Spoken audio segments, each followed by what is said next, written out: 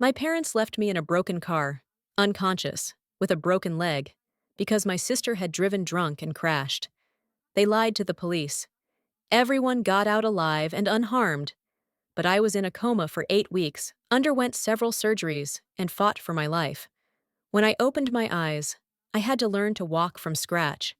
And then, I learned that the truth had come out: their lies, their cruelty, their indifference. And all this led to the fact that they lost absolutely everything. The first thing I felt was pain.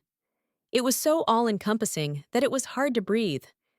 It was as if someone had wrapped my entire body in a blanket of broken glass and was now slowly pulling it tighter and tighter.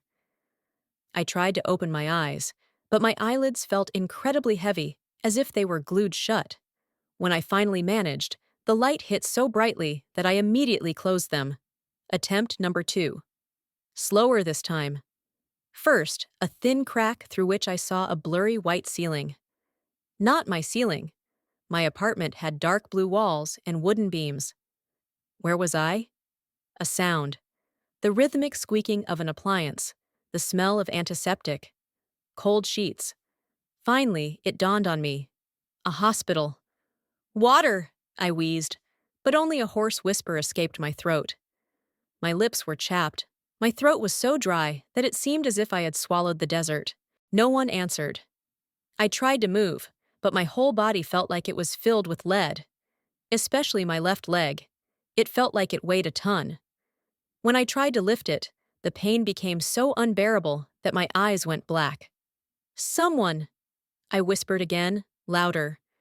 There was silence in response. Only the same rhythmic squeak. I took a deep breath and gathered all my strength. "Help!" This time it was louder, almost a shout. A moment later, a woman in a blue uniform appeared in the doorway. She looked at me and froze, pressing her hand to her mouth. "Oh my God," she whispered. "You're awake." Her shock was so obvious that I felt a chill run down my spine. "Where am I?" What happened? The woman, a nurse, I could tell by her name tag, Rachel, quickly approached my bed and pressed a button on my pillow. "Don't worry, Ms. Murphy. I've called the doctor. He'll explain everything. How are you feeling?" "I'm in pain. Everything hurts." My voice was hoarse and foreign. "I'll get you some water, okay? Just a little, okay?" She brought the glass with the straw to my lips. The water seemed like the sweetest nectar in the world. "Slowly, please." "How long have I been here?" I asked when my thirst had subsided a little. Rachel hesitated, but before she could answer, a tall man in a white coat with thick gray hair and glasses on the tip of his nose walked into the room. "Miss Murphy!" He smiled broadly, but his eyes remained serious. "I didn't expect to see you awake so soon. That's wonderful." He walked over to my bedside, took out a small flashlight, and shone it into my eyes. I obediently followed the instruction while he checked my reflexes. "What happened?" "Why am I here?" I asked again. Dr. White exhaled and looked at Nurse Rachel. She nodded slightly and left the room. "Aveline," the doctor began softly, calling me by my first name for the first time. It was quite serious. "You had a head injury, numerous broken ribs, a broken left leg in 2 places, and internal bleeding." I tried to comprehend what I heard, but my memory refused to cooperate. The last thing I remembered was dinner, a family dinner. And then there was nothing. "When did this happen?" Dr. White sighed again. 8 weeks ago, Aveline. You were in a coma for 8 weeks. Shock went through your body. 8 weeks? 2 months of my life just disappeared? "I don't remember the accident," I whispered. "Amnesia is common with head injuries. Memories may return over time, or they may not return at all." "What about my family? They—" I suddenly realized that there were no flowers, no cards, no signs of visitors in the room. "Where are my parents? My sister?" Dr. White's face grew even more serious. "Aveline, there's something you need to know, but I'm not sure now is the best time." Tell me, I insisted, feeling my heart speed up. What happened to them? No, they're not physically hurt, the doctor answered cautiously. But there's someone who wants to talk to you, the detective who is working on your case. If you feel well enough. A detective? I didn't understand. Why? Let him explain. But if you're not ready, I want to know, I said firmly, though I was trembling inside. Dr. White nodded and left. A few minutes later, a middle-aged man in a regular suit entered the room. Dark hair with gray at the temples, tired eyes, deep wrinkles around the mouth. Ms. Murphy, he greeted. I'm Detective Noah Finnegan. I'm glad to see you're awake. He pulled a chair closer to the bed and sat down. I realize you're disoriented and probably don't remember the accident. Yes, I confirmed. Only the family dinner before. What happened? Detective Finnegan opened his notebook, but it seemed more to console himself than to read. 8 weeks ago, on the night of March 23rd to March 24th, the car you were riding in with your parents and sister hit a tree on Riverside Drive. Your sister, Olivia Murphy, was driving. He paused. She was intoxicated. Something flashed through my memory. Olivia, who had had too much wine. I insisted on taking a taxi. After the accident, the detective continued, his voice hardening, your family left the scene. They told the police that all the passengers got out of the car unharmed. I felt the blood drain from my face. What? They left you in a wrecked car, Ms. Murphy, unconscious, with a broken leg and internal bleeding. If it weren't for a passerby who happened to be walking by about an hour after the accident, I was overcome with a wave of nausea. I felt something rising in my throat, and Finnegan managed to set up a hospital tray just in time. When the cramps stopped, I leaned back on the pillow, shivering. It couldn't be. My parents are Richard and Diane Murphy, respected members of the community. My sister Olivia is carefree, but not cruel. They couldn't. Are you sure? I whispered. Unfortunately, yes. Your father's confession confirmed it. They were afraid of the consequences of your sister driving drunk again. Again? I tried to comprehend what I was hearing. She already had a DUI 2 years ago, Finnegan explained. I started to feel sick again, but this time from realization. They picked her. Again. Even if it meant leaving me to die. Where are they now? I asked in a hollow voice. In custody. All 3 of them were arrested for leaving the scene of an accident, failure to assist a victim in danger, and perjury. Your sister is also charged with drunken driving and reckless driving causing serious bodily injury. I closed my eyes, feeling tears streaming down my cheeks. Images began to surface. Olivia insisting that she could drive. Dad giving her the keys. My mom, who remained silent. I was the only one who protested. The box of gloves, I muttered, remembering. She couldn't open it. She was too drunk. And then the tree. I hit my head. Do you remember anything else? Detective Finnegan was writing down my words. I tried, but nothing else came. I don't remember how I was found. The man was walking his dog late at night, Finnegan explained. He called an ambulance, which brought you here. When the police began their investigation, they contacted your family using the car's license plate number. At that point, your parents and sister had already filed a statement saying that the accident was minor and that all passengers were unharmed. I felt like something inside me was breaking. It was more than a betrayal. It was an attempt to erase me, as if I did not exist at all. The pain became sharper, but it wasn't physical anymore. Did they ever ask about me? Detective Finnegan hesitated. Your parents tried to contact the hospital several times after your arrest. Your sister wrote a letter, but the court forbade them to contact you as a victim in this case. I nodded, relieved by the ban. What would I tell them? Ms. Murphy, Finnegan continued gently, I realize this is a lot of information to take in at once, but when you're ready, we'll need a formal statement from you. I'll give a statement, I said, feeling my nausea give way to something hard and cold. The detective nodded, stood up, and handed me his business card. Dash, thank you. I'll come back in a few days when you're feeling better. In the meantime, if you remember anything important, give me a call. After he left, I was left alone in a room that suddenly seemed too big, too empty. 8 weeks of coma. No visitors, except for medical staff. No family waiting for me to wake up.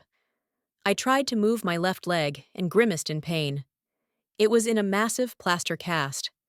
I raised my arm, pale, thin, veins protruding under the skin. She wore a hospital bracelet on her wrist. Murphy, Aveline G., unidentified female found in an accident. Jane Doe. Because my own family erased me from history, I didn't cry. It seemed that my tears were stuck somewhere deep inside, frozen, turned to ice. Instead, I looked out the window, where it was getting dark. I didn't even know what time of year it was. March, the detective said. So it's the end of May? I missed the whole spring. The door opened, and Nurse Rachel returned with a tray. Dinner time, Ms. Murphy, she said, trying to sound cheerful. I know it's not very appetizing, but we have to start slow. She helped me sit up, tucking another pillow under my back, and set the tray on the pull-out table. Did the detective tell you? She began, but stopped short. He did, I said, picking up a spoon. My hand was shaking, but I was determined to do it myself. I'm sorry, Rachel said quietly. I didn't know what to say. Should I thank her for her sympathy? Tell them everything would be okay? Nothing would be okay. I'm a 32-year-old woman who was left by her own family to die in a broken-down car. I'll call you if I need anything, Rachel said and walked out, leaving me with soup, jelly, and a reality that felt like a nightmare. I pushed the tray away. I had no appetite. Instead, I gingerly tried to recall more details from that night. A family dinner, Marco's restaurant, Italian cuisine, Dad's favorite Cabernet. Olivia ordered a second bottle, although she could barely speak. I insisted on taking a taxi. Jesus, Avi, don't be such a bore. I'm fine. Olivia's voice sounded as clear in my head as if she were standing right next to me. Dad supported her, as he always did. Take it easy, Aveline. It's only a 10-minute drive. Mom just looked at the floor, not intervening, as she always did. And then there was a flash of headlights, metal scraping, a scream. My head hits the side window. Darkness. And a voice. Someone's voice says, "We're screwed if they find out Olivia drove drunk again." Mom. It was my mom's voice. And then silence. A long silence. I closed my eyes again, feeling the shock turn into something else. Anger, deep, burning anger. They'd left me. They'd just gone. And now I was here, alone, with a broken body and a broken heart. I had months of rehabilitation ahead of me to learn to walk again. A trial against my own family. A life that will have to be picked up from the pieces. When Rachel came back to check on me before bed, she found me with my eyes open, staring at nothing. "Do you need anything?" she asked. I turned my head slowly. "A phone," I said. "I need a phone." And a lawyer. Lying in the hospital bed, I looked out the window, watching the birds on the ledge. They were free. They could fly anywhere. And I was trapped, not only in this bed with a broken leg, but also in the web of family relationships that had brought me here. Rachel had just finished changing my IV and quietly left the room. I was left with only my thoughts and memories, which came back in fragments, like a broken mirror in which I tried to see my life before the accident. I have always been responsible. That's what they called me. Aveline Grace Murphy, 32, is a copywriter at the Bloomfield and Partners advertising agency. I'm never late for work, always complete projects on time, and don't refuse to work overtime. A girl you can rely on. Someone who will cover you, help you, and take over. And then there was Olivia. 2 years younger, but as if from another planet. Bright, impulsive, the center of any room. A freelance artist who has been finding herself for the 10th year in a row. Every few months, a new hobby, a new passion, new problems. I remembered our home in the suburbs of Cleveland. My father, Richard, always sat at the head of the table tall, with a piercing gaze that could make you feel invisible with a single movement of his eyebrow. My mother, Diana, quiet as a shadow, always there, always ready to smooth out conflicts, but never to take sides. At least not mine. The scene from the past came to mind so vividly that for a moment I forgot about the pain in my leg. I'm 18, and I've just received my acceptance letter to Northwestern University, my dream. Full-time college, my first real freedom. And I can't find my savings. The $5,000 I've been saving since I was 15, working as a nanny, a waitress, whatever. Olivia, have you seen the shoebox on the top shelf of my closet? I ask, already knowing the answer. My sister, who has just returned from a party, rolls her eyes. Seriously, Avi? You're accusing me of stealing? But she has that spark in her eyes. I always see it when she's lying. When I told my parents, my dad just sighed. Aveline, are you sure you remember the right amount? Maybe you've already spent some of it? I keep records. I insisted that it was to the cent. Have you searched the whole room? My mother asked. Maybe you just put it somewhere else. It was only when I didn't give up that they finally interrogated Olivia. She admitted that she had taken the money to borrow it for a trip to Miami with her friends. We'll reimburse you for your savings, Dad said, putting his hand on Olivia's shoulder as she sobbed theatrically.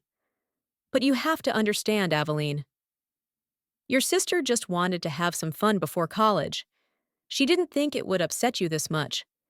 I had to take out a student loan to cover some of the expenses. Another memory is of being 26 and preparing for the most important interview of my life. The creative director of Bloomfield and Partners personally invited me after seeing my work at an advertising festival. Olivia promised to give me a ride because my car was being repaired. Avi! She bursts into the apartment 10 minutes before I was supposed to leave. I'm so sorry, but I can't give you a ride. My friend Jason is in trouble, and I have to go help him. She doesn't even explain what the trouble is. Later, I find out that it was a last-minute invitation to a party. I was 45 minutes late, sweaty from running, confused. I got the job only because my work really impressed the creative director. When I complained to my parents at dinner, my dad said, "You got the job, so what does it matter?" Don't be so petty, Aveline. Your sister has a life, too. A life that has always been more important than mine. And then there was Ethan. Kind, patient Ethan, the book editor I met at a literary event. The one who wanted me to finally start living for myself.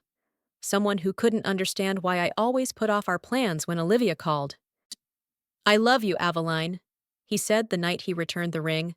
But I can't marry a woman who can't say no to her family. They don't use me, I automatically retorted, though deep down I knew he was right. Last month you missed my birthday because your sister accidentally broke her car and needed yours. She could have called a taxi. A month ago, you lent her the money we were saving for our vacation. She still hasn't paid it back. He shook his head. This isn't over, Aveline. You deserve more than that. But I didn't know how to deserve more. How to say no. How not to be the one who always gave in.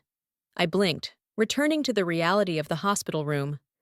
My leg throbbed with pain, but it was nothing compared to the emptiness inside. I closed my eyes again, and my memory took me back to that fateful night. Marco's restaurant, a family dinner in honor of my mother's birthday.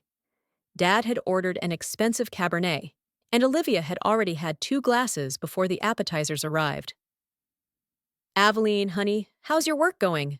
My mom asked, trying to keep the conversation going. My project for Green Eco got... Mom, you won't believe who invited me to an exhibition next week. Olivia interrupted, and all eyes instantly turned to her.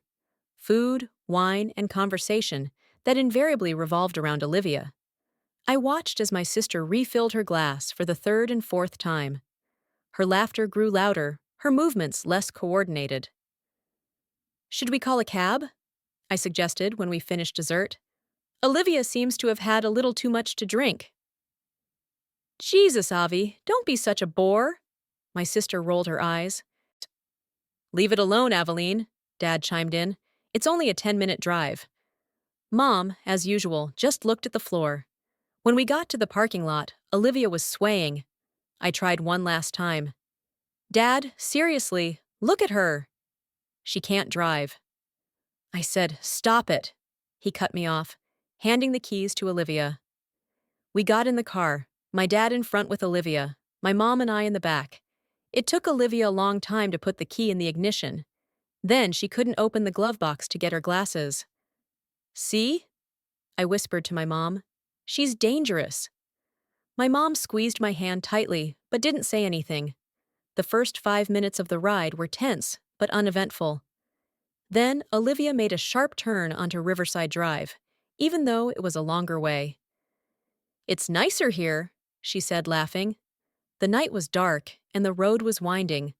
Olivia stepped on the gas, and the car picked up speed. Maybe a little slower in the sun? Her mother suggested timidly. I've got it under control.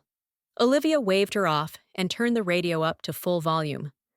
I remember how tightly I gripped the seat, how the trees on both sides of the road merged into a blurred line. Then there was a sharp turn, too fast. Olivia lost control of the car. Brakes screeching, Dad screaming, my own scream. The impact. My head hits the window. Darkness, and then fragments of consciousness. I am half conscious. I feel a sharp pain in my leg. Someone is crying. Voices. She's unconscious. My dad's voice, panicked. God, what have we done? My mom, sobbing. I'm finished. Olivia's voice, drunk and scared. Only if they find out, my dad answers. Someone unbuckles my seatbelt. I try to open my eyes, but I can't. Dad, I can't lift her, Olivia says. Then leave her. His voice is cold and determined. We're screwed if they find out Olivia drove drunk again. But she's hurt, my mom says, trying to protest for the first time in her life. Call anonymously when we get away from here, my dad replies. Right now. The sound of retreating footsteps, the slamming of a door. Silence. And then, only darkness and pain. I'm alone. 5 more steps, Ms. Murphy. 4, 3, 2, 1. Good. I breathed heavily, leaning on the parallel railings. Sweat trickled down my back, and my legs shook with exertion. 6 weeks after waking up from my coma, I could barely walk 5 meters without feeling like I was about to fall. I can't do this anymore, I whispered. You can, said Devin Rand, my physiotherapist, firmly. He was a tall, athletic man with penetrating brown eyes that seemed to see right through my excuses. 1 more set. Then you can rest. I wanted to hate Devin for his relentlessness, but in fact, his steadfastness was exactly what I needed. He didn't allow me to give up, didn't accept my, I can't, and it hurts too much. He didn't look at me with the unbearable compassion that most of the staff did. You're alive for a reason, Ms. Murphy, he said during our first session. And that reason is not to lie in bed feeling sorry for yourself. Your leg will heal, your muscles will recover, and whether your spirit will recover depends on you. I took a deep breath and started the second approach, step by step, holding the handrail, overcoming the pain in my left leg. Each step was a small victory over my own body, and over the voice inside that whispered, give up. Great! Devin nodded when I reached the end of the path. That's enough for today. Tomorrow we'll try with a cane. A cane? I shook my head. I can barely walk with the handrails. Because you're afraid, he said simply. It's your mind that's not sure. I knew he meant more than just walking. When the orderly took me back to my room, my visitors were already waiting for me, Carla and Marcus, my roommates. They had been visiting me every week since I woke up, bringing me home-cooked meals and fresh flowers. Avi! Carla stood up with a smile. How was physiotherapy? Devin thinks I can try it with a cane tomorrow. I tried to sound optimistic. That's great. Marcus helped me move from the chair to the bed. Home. The word sounded like something from the distant past. My apartment had been empty for over 3 months. Carla and Marcus had promised to take care of it, picked up my plants, and checked the mail. By the way, your colleagues came by, Carla said, pulling out a bag of fruit. They left some books and a note for you. I felt a stab of gratitude and shame. How many people have looked after me, worried about me, visited me, called me, and my own family. How do you feel about the hearing tomorrow? Marcus asked cautiously. The court hearing. It was hanging over me like a storm cloud. Detective Finnegan had come by 3 times to prepare me. The victim's lawyer assured me that my presence was necessary, even though the doctors were against it. I don't know, I answered honestly. Part of me just wants to forget about it, to refuse to testify, to say that I don't remember anything. And the other part? Carla asked gently. The other part wants to look them in the eye. My voice trembled, to ask how they could. How could they just walk away and leave me there? The tears I had been holding back for so long finally broke through. They're my family, I sobbed. No matter how bad they've done, they're still my family. I don't know how to testify against them. You know what's right, Avi, Marcus said quietly. After Carla and Marcus left, I lay there staring at the ceiling, replaying their words over and over again. What was really right? The part of me that was used to always giving in wanted to forgive, to find an excuse for their actions. They were in shock. They panicked. My father wanted to protect Olivia. But the other part of me that was slowly waking up inside me was screaming at the injustice. They left me to die. My own sister was more concerned about the possible consequences for herself than my life. My father was more concerned about saving face than saving his daughter. And my mother, who was always silent, was silent this time when it came to my life. The next morning, a special transport for people with disabilities came to pick me up. The nurse helped me put on the suit my colleague Sarah had brought, a simple black suit I had bought for important meetings with clients. Now it hung on me like a hanger. At the courthouse, we were met by Detective Finnegan and defense attorney Eleanor Prescott, a tall woman with a penetrating gaze and confident movements. Are you ready, Ms. Murphy? She asked, looking me up and down. As ready as you can be for something like this, I replied, trying to sound confident. The courtroom corridor seemed endless. People looked around, recognizing me from the news. The woman the family left in the car. This story attracted the attention of all local media. I felt like an exhibit in a museum of horrors. The courtroom was half empty. Detective Finnegan and other officers were sitting in the front row. At the defense table were 3 lawyers, one for each member of my family. I tried not to look at them while they were taking me to the witness box, and then they brought them in. My father looked decades older, but still carried himself with dignity. My mother looked small, shrunken, her eyes red with tears. And Olivia, my sister, looked like a lost child in an orange prison uniform. Our eyes met. Olivia immediately looked away. My mom cried silently. Only the father looked straight ahead, his face a mask I couldn't read. The judge, an elderly woman with gray hair pulled back in a tight bun, called the hearing to order. Today we are hearing the case against Richard, Diana, and Olivia Murphy, charged with leaving the scene of an accident, failing to assist a victim in danger, and giving false testimony. Olivia Murphy is also charged with drunken driving and reckless driving, causing serious bodily injury. I listened to the prosecutor present the facts of the case. His words sounded dry and official, but behind them was a terrible reality. My family, my blood, the people who were supposed to love me the most, left me bleeding to death in a broken-down car. Calling witness Aveline Murphy, the prosecutor announced. Eleanor Prescott walked over to me, her voice calm but firm. Ms. Murphy, please tell the court what you remember about the night of March 23rd. I told her everything I could remember. Dinner, the wine, Olivia driving, the accident. And then fragments of the conversation when they decided to leave me. The last thing I remember is my mother's voice saying, "We're screwed if they find out Olivia drove drunk again," I finished. Again? Eleanor asked. Did you say again? Yes, I confirmed. Eleanor turned to the judge. Your Honor, the prosecution has evidence that this is not the first time Olivia Murphy has driven under the influence.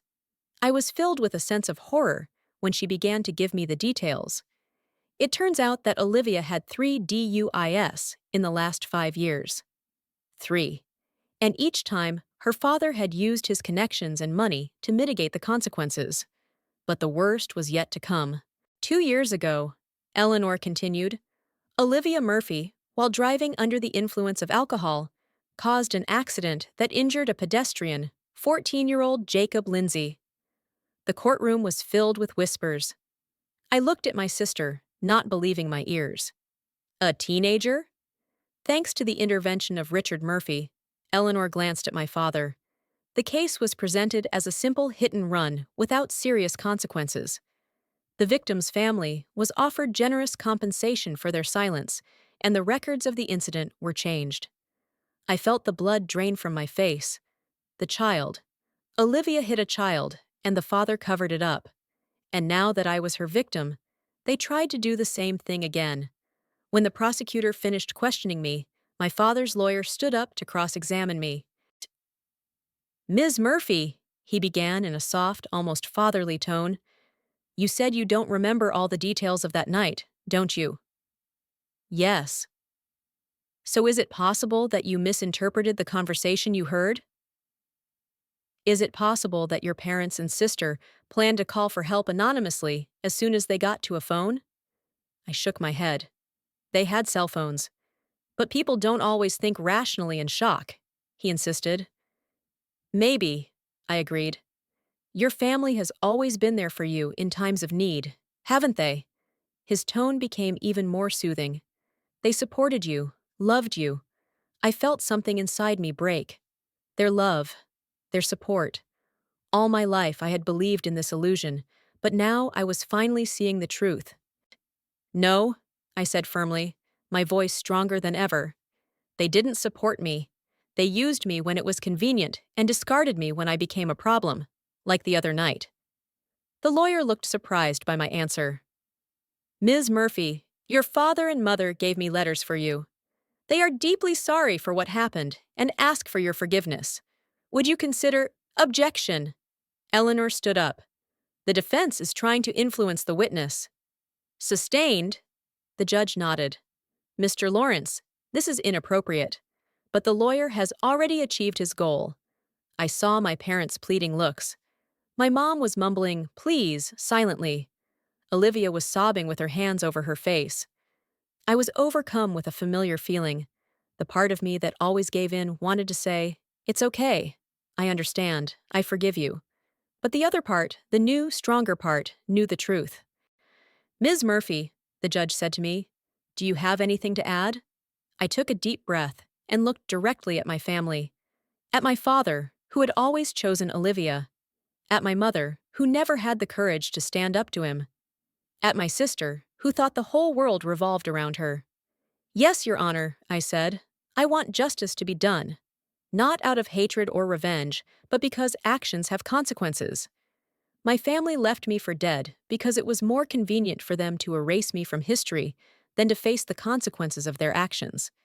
They made this choice consciously, and now they have to live with this choice. The room fell silent. I saw my father slowly lower his head. My mother put her hand over her mouth, holding back her sobs. Olivia looked at me with wide eyes, as if she was really seeing me for the first time. Thank you, Ms. Murphy, the judge said. You may go.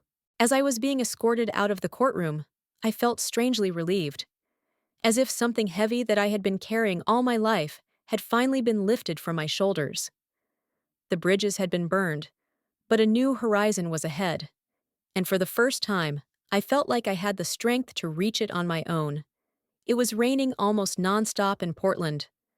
The locals said you get used to it, but after a year of living here, I was still waiting for that moment. However, even the wet gray dawn was better than everything I had left behind. I pulled back the curtain and took a sip of coffee, watching the droplets run down the window pane. Finch, my ginger rescue cat, rubbed against my ankle, reminding me of breakfast. Coming, buddy. I leaned over to pet him, feeling the familiar pulling sensation in my left leg. 12 months, 3 surgeries, and hundreds of hours of physical therapy later, I was still limping. Devin, my therapist in Cleveland, said it could be permanent. He also said I shouldn't see it as a weakness, but as a reminder of my own strength. I poured Finch's food and looked at my watch. In 40 minutes, I would be meeting with a client, and then I would have a session with Marta. A year ago, I couldn't imagine working in advertising again. But when I sent my resume to a small creative agency called Pebble, they offered me a video interview the same week. They didn't ask about my history. They weren't looking for sensationalism. They were only interested in my portfolio and ideas. Leaving the house, I pulled up the collar of my coat to protect myself from the rain. My little blue house was tiny compared to the ones next door, but it was mine. The garden I tended was gradually waking up after the winter. The first crocuses were already making their way through the damp ground. The neighboring house, a 2-story house with a terrace, belonged to Leon Thornton and his daughter Zoe. They had moved in 3 months before me, but I had only heard about it from other neighbors. Leon was rarely outside, and when he was, he always looked preoccupied and stern. Zoe, a 14-year-old girl with a purple streak in her brown hair, seemed just as withdrawn as her father. When I opened the gate, I noticed that his car was gone. Usually at this time, Leon would take Zoe to school. Maybe she didn't go today, or maybe they had already left earlier. My job was a 15-minute drive from home. Pebble was located in a converted old warehouse. Brick walls, open space, large windows. Only 12 people worked here, but the client base was steadily growing. "Hi, Avi," June, our office manager, greeted me as I walked in. "How's the leg today?" "As usual," I smiled. "Better than yesterday, worse than it will be tomorrow." June was the only one in the office who knew my full story. Not because I told her. She found the information herself when I had been working here for 3 months. "My son is doing his law degree," she explained, "and he came across your case. It's a great precedent." I prepared myself for questions, sympathy, perhaps tension. Instead, June simply said, "Whenever you need to talk, I'm here. If you don't, that's okay too." The client, an organic cosmetics manufacturer, was looking for a new concept for an advertising campaign. I gave a presentation, answered questions, and arranged a follow-up meeting. Everything was as usual. It was routine. Normal. A year ago, I dreamed of such normality. After work, I went to a session with Marta. Her office was cozy, with a large window overlooking a garden with a pond. She greeted me with a warm smile and a cup of green tea, our weekly ritual. "How was your week, Aveline?" she asked when we sat down. "Work is going well," I began with the usual answer. "Finch had a race at 3 in the morning, but that's okay." Martha waited patiently. She knew that there was always something more behind the routine answers. "I got another letter from my mom," I finally said. "And?" "I didn't open it," I shrugged, "just like the previous 5. "Why?" I sighed. "We've already discussed this." "Because I don't know what to say." "Thank you for your letters, Mom, but I still can't get over how you let me die." "Maybe," Martha replied calmly. "The truth is the beginning of healing, even if it's painful." "What if I don't want to heal this relationship?" I asked. "What if it's better to just let go?" "That's an option," Martha nodded. "But letting go doesn't mean ignoring. Letting go means accepting what happened and moving on without the burden of anger or resentment." I knew she was right. The unopened letters in the drawer were not letting go, but avoidance, just as my old habit of never saying no was not kindness, but fear. "Tell me about the new boundaries you set this week." Martha changed the subject. I smiled as I thought back. I said no to an extra project from Randall. He wanted me to work weekends because he couldn't meet the deadline. "And how was that?" "Scary," I answered honestly. "Then it was weird. And then, good. As if I had finally protected my time and space. That's what setting healthy boundaries is all about. Martha wrote something down in her notebook. You're making progress, Aveline. Maybe not as fast as you'd like, but progress is not always linear. After the session, I stopped at the grocery store to buy seasonal fruits and vegetables. The new rule I set for myself is to cook at home at least 5 times a week. The old Aveline often skipped meals, ate what she found in the office fridge, and put her work and the needs of others before her own health. On my way home, I saw Zoe sitting on the porch of her house in the rain. Without an umbrella, soaked to the skin, she was just looking off into the distance. Something in her posture, the slumped shoulders, the lowered head, made me stop. Hi, I called out cautiously. She flinched, as if she had just noticed me, and quickly wiped her face with her sleeve. Zoe was crying. Yeah, she grunted. I just forgot my keys. The rain was getting heavier. I hesitated. The new Aveline was learning not to interfere in other people's affairs, not to take on other people's problems. But the girl was shivering from the cold, and the rain was pouring down. Do you want to wait for your father at my place? I offered. I just came from the store. I can make hot chocolate. Zoe looked at me intently, assessing me. Then she shrugged, a universal teenage gesture that could mean anything from fuck you to okay. I guess, she said, standing up. At the house, I gave her a towel and a dry sweater that was too small for me. While she was changing in the bathroom, I put the kettle on and got out a bag of cocoa. So you forgot your keys? I asked when she came back into the kitchen. Zoe looked away. Sort of.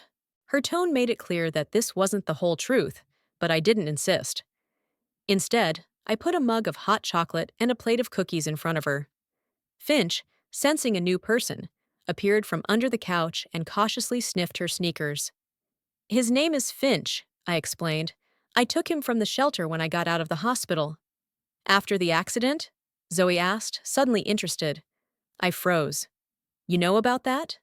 She shrugged her shoulders. Dad mentioned something like that. That you had an accident, and that's why you limp.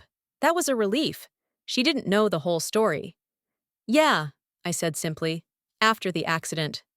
Zoe stroked Finch, who had already settled down next to her. I like his name. It's like To Kill a Mockingbird. Exactly, I smiled, surprised that a teenager knew a classic. It's my dad's favorite book, she explained, as if she had read my mind. This information surprised me. Leon doesn't look like a professor, more like a construction worker or a mechanic. He's stocky, with rough features, and always furrowed brows. Why did you move here? I asked cautiously. Zoe's face closed again. Dad got a job offer, and we had to start over. At that moment, the doorbell rang. When I opened the door, I saw Leon, soaked, anxious, and flushed. Is Zoe here? He asked without greeting. The neighbor saw her leave. Dad! Zoe appeared behind me. I was just waiting for you here because I forgot my keys. Why aren't you at school? I got a call. He trailed off, noticing me. I'm sorry to intrude, Ms. Murphy. Thank you for looking after her, but we have to go. Aveline, I corrected automatically. We were just having hot chocolate. Our eyes met, and for a moment I thought I saw something behind his stern mask. Fatigue, gratitude, maybe even vulnerability. But the moment passed, and he turned gloomy again. Come on, Zoe. After they left, I cleared the table and checked the mail. Among the bills and advertisements was an envelope with a government stamp. It was from my mother. I put it with the other unopened letters. In the evening, the phone rang. It was an unfamiliar number, but I answered it. Aveline Murphy? An unfamiliar male voice asked. Yes, it's me. My name is Peter Fulman. I'm your father's lawyer, Richard Murphy. My heart skipped a beat. What happened? I'm very sorry, Ms. Murphy, but your father died this morning. He had a heart attack while serving his sentence. I sat up, feeling my legs give out. Dad? Dead? The man I've loved and feared my whole life. The man I accused in court. The man whose actions changed my life forever. Just died? Are you there? Yes, I answered, barely audible. What? What now? The funeral will be held on Tuesday in Cleveland. Your mother has been granted supervised visitation. She asked me to tell you. I'm not coming, I interrupted, surprised at the firmness of my own voice. But, I'm sorry, Mr. Folman. Thank you for letting me know. I won't be coming to the funeral. After the call, I sat in the dark for a long time.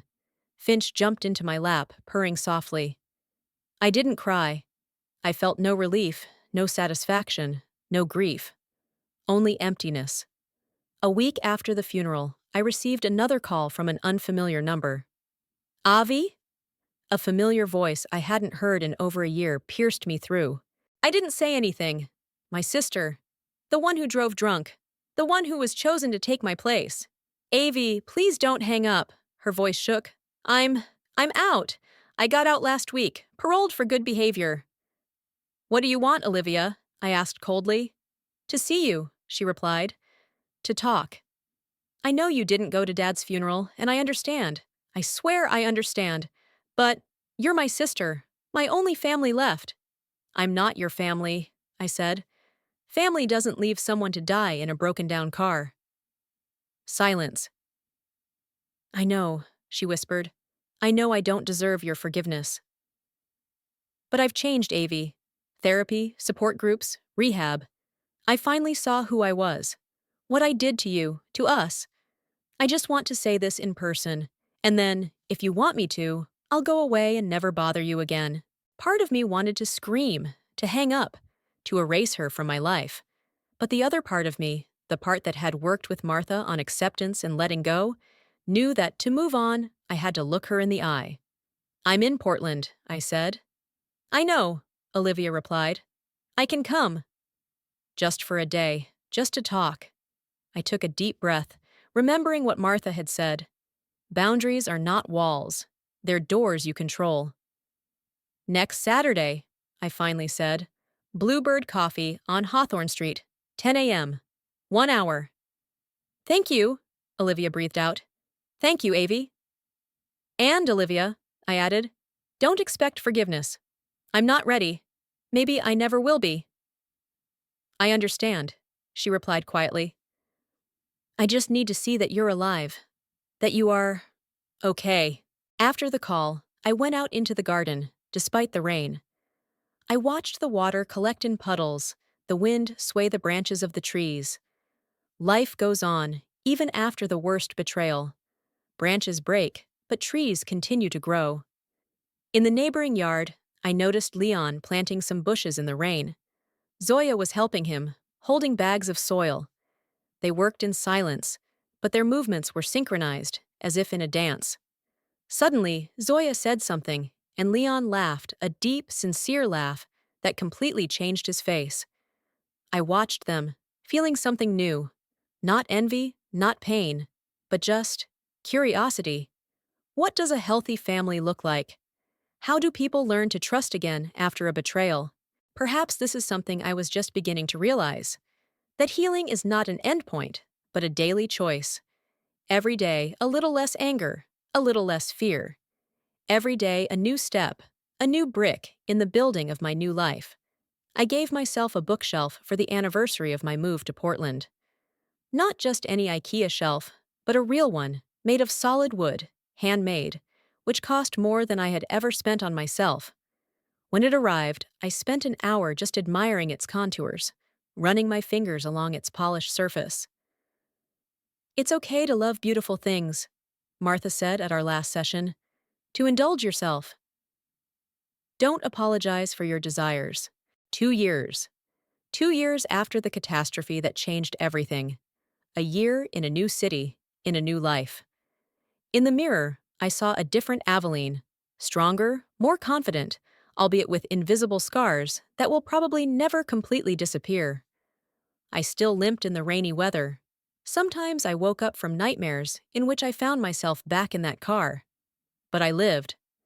At Pebble, I grew from a copywriter to a creative director in less than 18 months. We had recently won a prestigious award for a campaign for an environmental organization, and my concept was at the heart of it.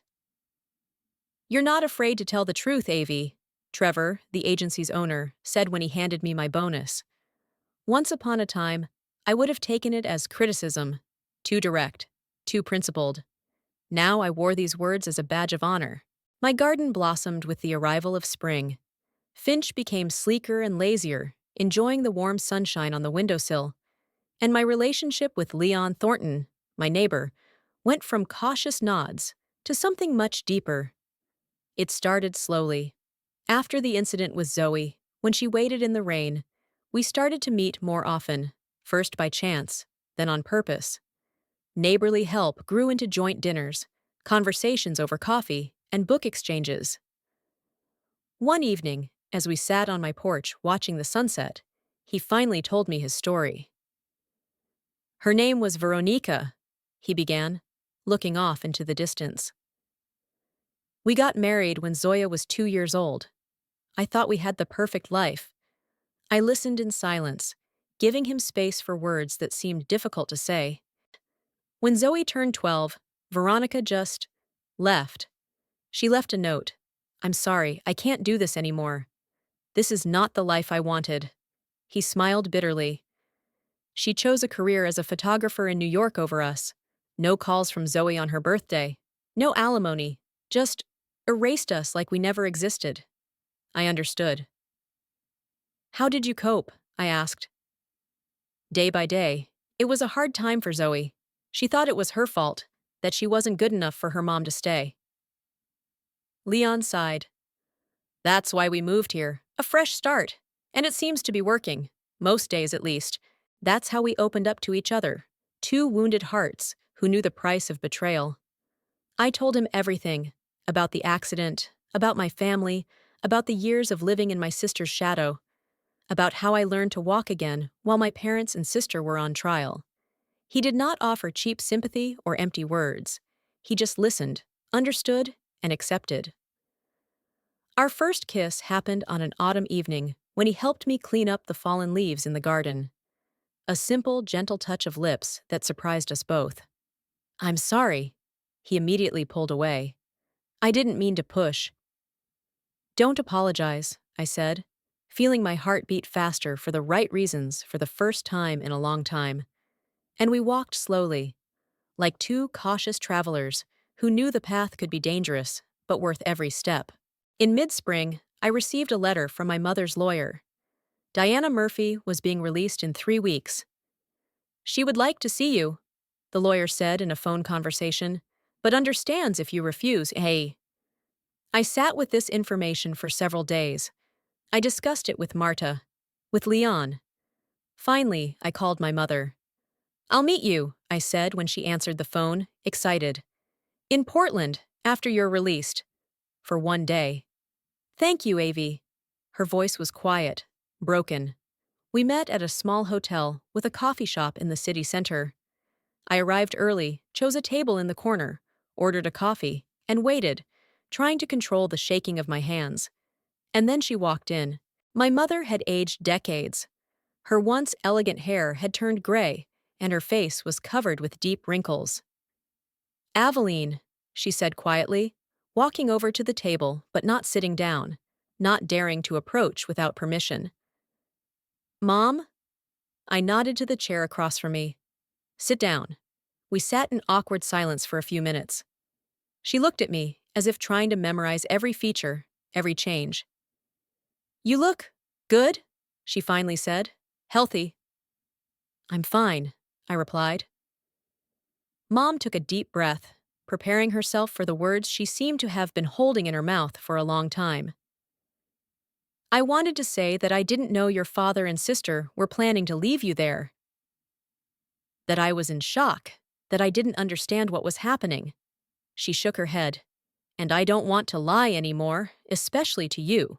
I tensed up, waiting for her to continue. The truth is, she continued, looking me straight in the eye. I knew. I heard them make up their minds, and I didn't stop them. I didn't fight for you. I didn't call for help when I said I would. I was weak. I've been weak my whole life. Her words pierced me to the core, but at the same time brought a strange relief. Finally, finally, the truth. In prison, there's a lot of time to think, she said, to analyze your whole life. And I realized that I betrayed you not only that night. I betrayed you every time I kept silent, when your father and sister used you, when I saw you suffering, but did nothing because I was afraid of his anger. Tears streamed down her face, but she didn't try to hide them. I'm not asking for forgiveness, Aveline. I know I don't deserve it. I just wanted you to know that I realize what I did, and that every day, for the rest of my life, I will regret it. I felt something inside of me, something hard, cold, that I had been carrying for so long, start to crack. Where are you going to live? I asked after a pause. I've been offered a place in a house for women released from prison in Seattle. She smiled weakly. I'm going to learn to be a hairdresser. I've always wanted to, but your father didn't think it was prestigious enough. And Olivia? I still had trouble with the name. She works at a rehab center for alcoholics. Mom shook her head. She's changed, Avi. What happened? It changed all of us. I nodded, not sure what to say. Part of me wanted to rejoice in their suffering, their loss. But deep down, I knew that revenge would never bring me the healing I sought. I don't know if I can ever fully forgive you, I said honestly, but I am working on not letting anger and resentment rule my life. To let go of the past and move on. That's all I can ask for, my mother replied quietly. That you are free from us and our toxicity. When we said goodbye, she didn't try to hug me or touch me. She just nodded, thanked me for meeting her, and left. Straight back, gray hair, a new life ahead of her. I looked after her and realized that something had changed in me. Not forgiveness, not yet, but the first step towards letting go. To freedom. Summer brought new beginnings. Pebble expanded, hiring 3 new designers, and I became the head of the creative department. My house was filled with sounds, the music I loved, the laughter of Zoe, who often came to visit me after school, the purr of Finch, who accepted the changes in my life with feline majesty. And then there was an idea that came out of the blue. I was working on a project for a charity organization when I remembered those first months after the accident. The loneliness, the helplessness, the lack of a support system for those who had experienced not only physical trauma, but also betrayal by their loved ones. A fund to support car accident victims, I told Leon that night as we ate dinner in my garden. Not only medical care, but also psychological support, legal advice, and self-help groups. It's a great idea, he said, taking my hand. Over the past months, we've learned to read each other, to understand each other at a glance. And I think Zoe would like to help. She's great with people when she stops pretending to hate the whole world. I laughed, squeezing his hand. Sometimes I can't believe how much my life has changed since you came along. I had broken bones once, Leon, I replied quietly, but the heart heals more slowly. I know, he said simply. The new foundation was launched the following fall. At first, it was modest. A website, a hotline, a small office we rented not far from the agency. But the response was incredible. Stories like mine poured in. People who had been betrayed by loved ones after accidents, who were struggling not only with physical pain, but also with psychological trauma. You are saving lives, one woman told me after a group meeting. One Sunday morning, almost 2.5 years after the accident, I was sitting on the porch with a cup of coffee, watching Zoe play with Finch on the lawn. Leon came out of the house with a tray of breakfast, another tradition of ours that I enjoyed. Have you read the new letters to the foundation? He asked, sitting down next to me. Not yet, I replied. My phone rang, interrupting our conversation. Aveline Murphy, I answered. Avi? Olivia sounded unsure. It's me. I'm sorry to bother you on a Sunday, but I'm in Portland, just passing through, and I was wondering if maybe I could see you, just for a little while. I froze, feeling my heart speed up. Olivia, my sister, the one I loved so much and suffered so much from. Leon looked at me questioningly. My sister, I whispered. She wants to meet. He nodded, giving me the space to make a decision I had to make for myself. Olivia, I finally said into the phone. Yes, we can meet. There's a coffee shop nearby. When I finished the conversation, Leon put his arm around me. Are you sure? No, I answered honestly, but I'm willing to try. Not for her sake, for me. I watched as Zoe tried to teach Finch to give his paw, a futile endeavor with our arrogant cat. The sun was shining on the garden I had grown with my own hands, a house that had become a real home, a man by my side who loved me for who I was, with all my scars and fears. Life does not become perfect after a trauma. Scars remain. Nightmares sometimes come back. But you can live with these scars. You can accept them as part of your history, your path. I never thought I'd say this, but that terrible night when my family left me in a broken-down car was a turning point. The moment when I finally saw the truth and found the strength to build a new life, not for their approval, but for my own happiness. Sometimes broken glass cannot be glued back together. But from the shards, you can create something new, something beautiful, a mosaic that sparkles in the sun and reminds us that we are stronger than we think. And even the darkest night ends in dawn.